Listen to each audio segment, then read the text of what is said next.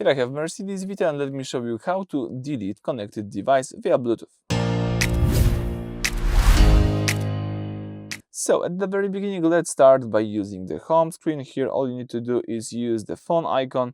Under phone icon you need to find the following icon with the Bluetooth. Let's just tap it, and then you've got information about your connected devices. In my case, I've got only one connected device. Now let's use these three dots to see this menu, and now if you would like to completely delete the device, let's use the delete device option. Of course, you can also tap disconnect the device and you will just disconnect it, and then you will be able to connect it again. But if you would like to completely delete it, let's choose delete device. If we are sure about it, let's tap yes. And that's it. As you can see now, the car doesn't have any device connected. So that's it for this video. Thank you for watching. Please subscribe to our channel and leave thumbs up.